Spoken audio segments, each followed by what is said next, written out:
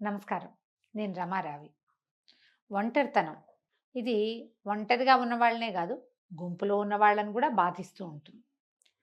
మన భావాలు ఇతరులు అర్థం చేసుకోరు. మనకంతా సమాజం, కుటుంబ సమాజం ఉన్నా, ఆఫీస్‌లో జనం ఉన్నా, స్నేహితులున్నా కూడా మనకు భావాలు వాళ్ళకి అర్థం కావు. మన బాధేంటో వాళ్ళకి అర్థం కాదు. అర్థం చేసుకోరు. ఇతరులకి అర్థం కాని బాధలు ఉన్నప్పుడు మనకి మనం ఒంటరిగా మిగిలిపోయామని అనిపిస్తుంది. ఎవ్వరు నన్ను అర్థం చేసుకోవట్లేదు. నాతో ఎవరు అడుగు కలిపి ముందుకు రావటం లేదు. నేను చెప్పింది వింటల్లేదు. సహాయంగా ఉండట్లేదు. ఇలాంటి భావాలు మనకి జీవితంలో చాలా సార్లు కలుగుతాయండి. చాలా సడెన్‌గా ఒంటరిగా అయిపోయామనిపిస్తుంది. ఇది మళ్ళీ ఏదైనా కోపపైతే జనాలతోటి మళ్ళీ మనం కలవగలిగితే ఇటు కుటుంబంతోటి గానీ, స్నేహితులతో గానీ, సమాజంతో గనక ముందుకెళ్ళగలిగితే ఇది ఒక తాత్కాలికమైన ఫేజ్‌గా ఉంటుంది. చాలా మంది జీవితాల్లో ఇది కనపడుతుంది. పెద్ద పెద్ద సమాజం, కుటుంబ సమాజాలు చాలా పెద్దవిగా ఉన్న వాళ్ళకి కూడా ఇది అనుభవంలోకొస్తుంది ఎప్పుడో ఒకప్పుడు.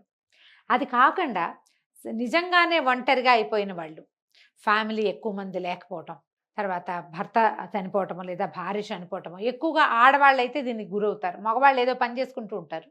స్త్రీల కోసమే ఇది చెప్పాలని అనుకుంటున్నాం. భర్తలు చనిపోవటము, లేకపోతే సెపరేషన్ అవ్వటము, సెపరేట్ అయిపోయాక పిల్లల కోసం మళ్ళీ ఇతరత్రా వివాహాలు అవి ఆలోచించకుండా పిల్లల్ని ముందుకు తీసుకెళ్ళటమే లోనే వీళ్ళు దృష్టి పెట్టుకుని ఉండేవాళ్ళు. లేదా ఎప్పటికీ వివాహాలు కాకుండా ఫ్యామిలీతోటి పెద్దగా సంబంధ బాంధవ్యాలు లేకుండా ఒంటరిగా ఉండిపోయేవాళ్ళు. వీళ్ళు ఈ ఒంటరితనాన్ని ఎలా జయించాలి? నాకెవ్వరు లేరు, తోడు లేరు, చెప్పుకునేందుకు అమ్మ లేదు. ఇలాంటివి వస్తూ ఉంటాయండి. నాకొచ్చే మెసేజ్‌ల్లో చాలా మటుకు ఏదో ప్రాబ్లమ్‌లో ఉన్నానండి, చెప్పుకోవడానికి మా అమ్మ లేదండి అంటారు. అమ్మున్నా అమ్మతోటి ఆర్చేది, తీర్చేది ఏం ఉండదు కొన్ని సమస్యలకి. కానీ ఈ లేదన్న లోటు, నేను ఒంటరిదాన్నన్న భావన విపరీతంగా బాధిస్తుందండి. అందరూ ఉన్నా కూడా ఒంటరిగా ఉండేవాళ్ళు అక్క, చెల్లి ఇద్దరుంటారు. అప్పుడు కూడా వాళ్ళకి ఒకళ్ళతో ఒకళ్ళకి పడదు.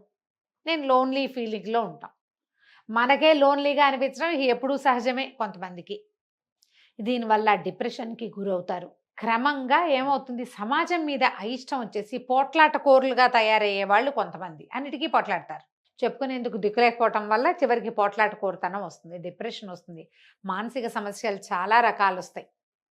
దాంతో పాటుగా డయాబెటీస్ వస్తుంది సహజంగా అండి. డిప్రెషను, ఈ ఒంటరితనము, ఈ సింగిల్‌గా థింగ్స్‌ని హ్యాండిల్ చేయలేకపోవటము, వాటన్నిటి వల్ల మనం సమస్యల్లోకి వెళ్తూ ఉంటాం. ప్రధానంగా మనం ఒకటి అర్థం చేసుకోవాలండి. లోకంలోకి మనం ఒక్కళ్ళమే వచ్చాం. మనతో పాటు ఎవ్వరు రారు. వెళ్ళేటప్పుడు కూడా మనం ఒంటరిగానే వెళ్తాం. ఈ మనం పెంచి పోషించిన సమాజం ఏది మనతోటి రాదు. మనం సంపాదించింది రాదు. మనం పెంచిన వాళ్ళు రారు. మనల్ని పుట్టించిన వాళ్ళు రారు. మనకు మనమే వెళ్తాం. ఈ మధ్యలో ఉన్నదే డ్రామా అంతా అండి. ఫస్ట్ ఆఫ్ ఆల్ నేను ఒంటరిదాన్ని అనే భావాన్ని జయించండి మీరు. అందరికీ జీవితం ఒకే రకంగా ఇవ్వదు. ఒక్కొక్క జీవితం ఒక్కో రకంగా ఉంటుంది. మన రకం ఇది. మనం పిల్లల్ని పెంచుకుంటున్నాం అనుకుందాం. పిల్లల్ని పెంచుకునేటప్పుడు పిల్లలు కొంత పెరిగే వరకు వాళ్ళు మనతోటి ఉంటారు. కొంచెం పెరిగాక వాళ్ళ సమాజం వేరవుతుంది. వాళ్ళకి సర్కమ్స్టెన్సెస్ మారతాయి కదా! పిల్లలు పెద్ద క్లాసులకెళ్ళేసరికి వాళ్ళకి ఫ్రెండ్సు, సర్కిలు, వాళ్ళ కెరీరు, వాళ్ళ తాలూకు బంధువులు అనకూడదు. ఏమనాలంటే పార్ట్నర్సు, రకరకాల ఐడియాస్ వస్తాయి. వీటి వల్ల వాళ్ళతోటి మనకి సెపరేషన్ వస్తుంది. అందుకని పిల్లల మీదే పంచప్రాణాలు పెట్టుకుని ఉండే ధోరణి కూడా తప్పే. దీనివల్ల ఏంటంటే పిల్లలెప్పుడు మనకు ఆన్సరబుల్‌గా ఉండాల్సిందేనని భావిస్తాం. ఓపెన్ అవుతుందా? వాళ్ళు ఆన్సరబుల్‌గా ఉండాల్సింది మనం పిల్లల వెంబడబడి పిల్లలు తోకపుచ్చుకొని వెళ్తూ ఉంటాం. కొన్నాళ్ళు పోయాక వాళ్ళకొచ్చే పార్ట్నర్స్ వల్ల వాళ్ళు మనని విదిలించేస్తారు. మనం ఆ ఆశాభంగాన్ని అసలు తట్టుకోలేం. అందుకని పిల్లలు ఉన్నా లేకపోయినా కూడా మన ఒంటరితనానికి మనమే సమాధానం చెప్పుకోవాలి. పిల్లలని సమాధానంగా భావించకూడదు. పిల్లలు ఒక పార్ట్ మాత్రమే. రెక్కలొచ్చాక వాళ్ళ జీవితాలు వాళ్ళవి. వాళ్ళని వాళ్ళ రకంగా పోనిచ్చి మనం మన రకంగా వెళ్తూ ఉండాలి. వదిలేయమని చెప్పట్లేదండి. చెప్పే పాయింట్‌ని సరిగ్గా అర్థం చేసుకోండి. మనకి వేరొక దారి ఎప్పుడూ ఉండాలి. దానివల్ల మనము హాయిగా ఉంటాం. మన పిల్లలు హాయిగా ఉంటారు. ఈ వేరే దారిని ఎలా ఏర్పరచాలి? ఎవరి పద్ధతిని బట్టి వాళ్ళు వెళ్ళాలండి. మీకేదైనా వినడం ఇష్టమైతే వినండి. ఎక్కడ మంచి స్పీచ్‌లు లభిస్తాయో అక్కడికి వెళ్లి వింటూ ఉండండి. మీకేదైనా చూడడం ఇష్టం, వేరు వేరు ప్రాంతాలకు ఒక చిన్న గ్రూప్ ఆఫ్ ఫ్రెండ్స్‌ని ఏర్పరచుకొని చక్కగా గుళ్ళు, గోపురాలు, లేకపోతే ప్రకృతి దృశ్యాలు ఉండే చోట్లు. అందరికీ గుళ్ళు, గోపురాలు ఇష్టం ఉండదండి. నేను ముందే చెప్తా గానీ అది కాదు. సైట్ సీయింగ్ అయినా వెళ్ళొచ్చు. రకరకాల ప్లేసులు చూడడం. మీకేదైనా చదువుకోవటం ఇష్టం, శుభ్రంగా మంచి పుస్తకాలని మీ స్నేహితులుగా చేసుకోండి. తోట పని ఇష్టం, తోట పని చేయండి. ఇంట్లో పని ఇష్టం, ఇంట్లో పని చేసుకోండి. వంట ఇష్టం, ఇద్దరు ముగ్గురికి ఎవరికైనా ఫ్రెండ్స్‌కి వంట చేసి పెట్టండి మీరు. ఏదో ఒకటి చేసి, ఏదో ఒకటి మనకి సాయపడేది, మన ఒంటరితనాన్ని జయించేది, మనని సమాజంతో కలిపి ఉంచేది అయిన పనిని ఒకదాన్ని పెట్టుకోండి.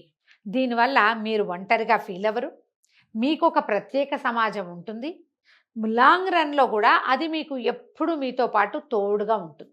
కుటుంబాన్ని వదిలిపెట్టి సాము ఏమంటారు, నేల విడిచి సాము చేయమని చెప్పట్లేదు నేను. చేయకూడదు కూడా. దాన్ని మనతోటి ఉంచుకొని మనం ఇంకో చోట కూడా ఉండే ఆలోచన చేయాలి. ఇది ప్యూర్లీ అండి తల్లులకి, పిల్లలతో మిగిలిపోయిన వాళ్ళకి, వివాహాలు కాని వాళ్ళకి ప్రత్యేకంగా ఈ వాక్యాలన్నమాట. పిల్లలే ప్రాణంగా, పిల్లలే జీవితంగా ఉంటారు కొంతమంది పాపం. ఇక ఎంతసేపు వాళ్ళు ఫారెన్‌లో ఉంటే వీళ్ళు రాత్రిళ్ళు నిద్రపోరు. రాత్రంతా మెలకువగా కూర్చొని అక్కడున్న పిల్లలతోటి వాళ్ళ జీవితాన్నంతా తెలుసుకోవడానికి ప్రయత్నం చేస్తారు. వాళ్ళ పార్ట్నర్స్ ఒప్పుకోవాలి కదండీ! అవతల పిల్లల తాలూకు భర్తలో, భార్యలో ఒప్పుకోవాలిగా. మనం వాళ్ళ ప్రైవసీని దెబ్బతీస్తామని మనకనిపించదు. మన సాటిస్ఫాక్షనే మనకు అలవాటు కదా!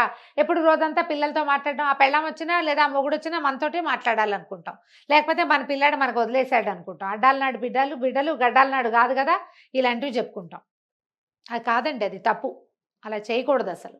ఈ రోజున అస్సలు చేయకూడదు. దీంట్లో మీరు ఏమైనా వృద్ధాశ్రమాలకు వెళ్ళొచ్చు, ఏదైనా చైల్డ్ కేర్ సెంటర్‌కి వెళ్ళొచ్చు, ఏదైనా ప్లే స్కూల్స్‌కి వెళ్ళొచ్చు. శుభ్రంగా చక్కగా పని చేసుకోవచ్చు. మీకు ఎక్సర్సైజ్‌లు, యోగాలు ఇంట్రెస్ట్ ఉంటే అవి చేసుకోవచ్చు. ఏదైనా చేయండి. మీ అమ్మా నాన్నని చూసుకోండి, మీ అక్క చెల్లెళ్ళని చూడండి, మీ కజిన్స్‌ని చూడండి. ఎవరో ఒకళ్ళతోటి మీ సంబంధ బాంధవ్యాల్ని విస్తరించుకునే ప్రయత్నం చేయండి. నాకు అమ్మ లేదు చెప్పుకునేందుకు, నాన్న లేడు ఆలోచన చేయకండి. ఎవరికీ అందరికీ అమ్మా నాన్నలు ఉండరు. ఉండేవాళ్ళు అదృష్టవంతులు, వెళ్ళాల పెట్టి పుట్టారు. మనకు లేకపోతే మనకి అమ్మా నాన్న. మన సంగతి మనమే చూసుకోవాలి. ఇలా ఆలోచించి మీ ఒంటరితనాన్ని పక్కకి తొలగదీయండి. నేను ఒంటరిని అనేది శాశ్వతమైన భావనండి. అందులో నుంచి మనం బయటపడలేం. కానీ సమాజాన్ని మనతో ఉంచుకునే ప్రయత్నం మాత్రం మనం ఖచ్చితంగా 100% చేయొచ్చు. అలా చేయడానికి ట్రై చేయండి. మీ అక్క చెల్లెలతోటో, అన్నదమ్ములతోటో సంబంధ బాంధవ్యాలు, ఆస్తుల వల్ల కావచ్చు, వివాహాల వల్ల కావచ్చు, ఏదైనా సమస్యలు కావచ్చు, దేంతో ఒక దాంతోటి మనకు వాళ్ళతో సెపరేషన్ వచ్చేస్తుంది. అప్పుడు మనకి దగ్గరలో ఉన్న వాళ్ళతోటి మనం స్నేహ సంబంధాలు నెరిపితే గనక ఆ లోటు పూర్తిగా తీరదండి. లోటు పోదు పూర్తిగా. కానీ గ్యాప్స్ కవర్ అవుతాయి కొంత. ఆ గ్యాపులు కవర్ చేసుకొని ఈ ఒంటరితనం అనే బ్రహ్మరాక్షసికి చిక్కకండి మీరు. దానికి చిక్కితే నేను ముందే చెప్పా కదా, బోలెడన్ని రకాల సమస్యలొచ్చేస్తాయి. ఈ సమస్యల వల్ల మీరు బాధపడతారు, ఇతరత్రా మీ చుట్టూతా ఉన్న ప్రపంచాన్ని కూడా బాధిస్తారు. అందులోకి వెళ్ళకండా ఒంటరితనాన్ని జయించటానికి ఏం చెయ్యొచ్చో చూడండి. ఇందులో అసాంఘిక కార్యక్రమాలకి వాటికి పాల్పడొద్దు. అనైతికమైన చర్యలకి దిగద్దు. పూర్తిగా సాంఘికమైనది, నైతికమైనది, మనకి ఇహానికి, పరానికి కూడా ప్లస్ అయ్యేది ఏదైనా ఉంటే వాటిని సెలెక్ట్ చేసుకొని వాటితోటి మీ ఒంటరితనాన్ని దూరం చేసుకోండి. ఆలోచించి చూడండి. నమస్కారం.